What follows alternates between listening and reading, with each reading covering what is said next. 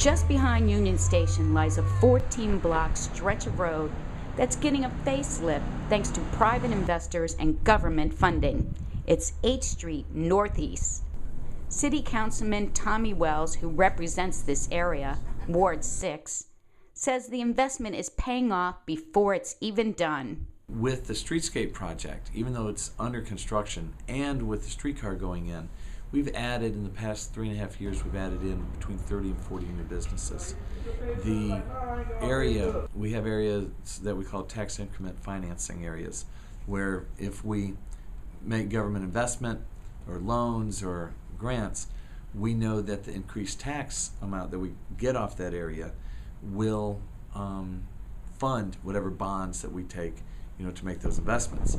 And this area has, any TIF area, tax increment financing area, it has outperformed every area in the city in that it has already, because we're putting the streetcars down lines, businesses are going in, and the amount of sales tax revenue and then property tax as well has been extraordinary for the city. So it's an economic generator. Just the promise of the streetcar has economically transformed this neighborhood.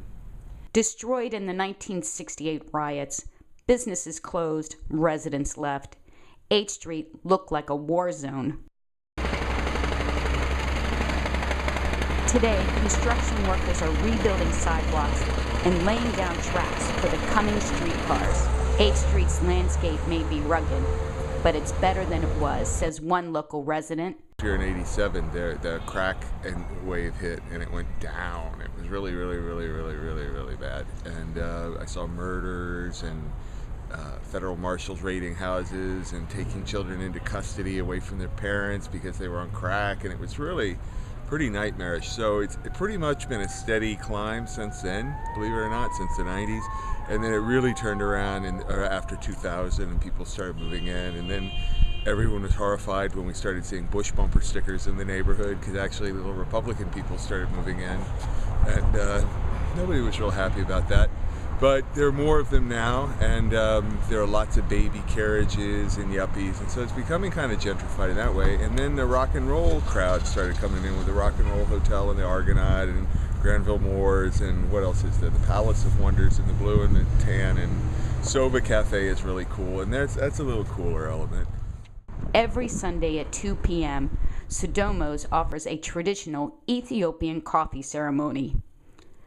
First, there's the roasting of the beans, brewing, pouring into special cups, and finally serving. If coffee is not your thing, 8th Street has a hip and cool nightlife. Head on over to the Red Palace, or the pub with its large beer selection. Across the street, there's the Rock and Roll Hotel. Nearby is the 8th Street Country Club. Try some miniature golf on the 2nd floor. The streetcar tracks will not be done for another 2 years, but it's a way to connect this area to the whole world, says Councilman Wells.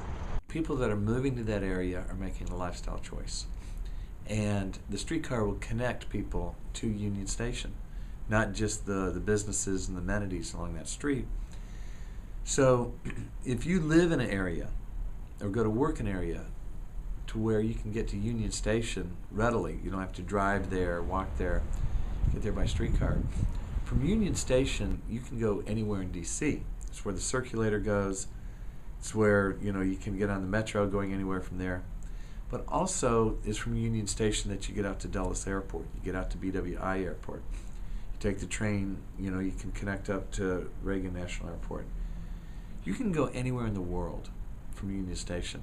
And so if you create a public transit system that's not been there before, that people want to use, which the streetcar will be, it exponentially increases the possibilities of where you live. 8th Street Northeast. So stop by for fun and food.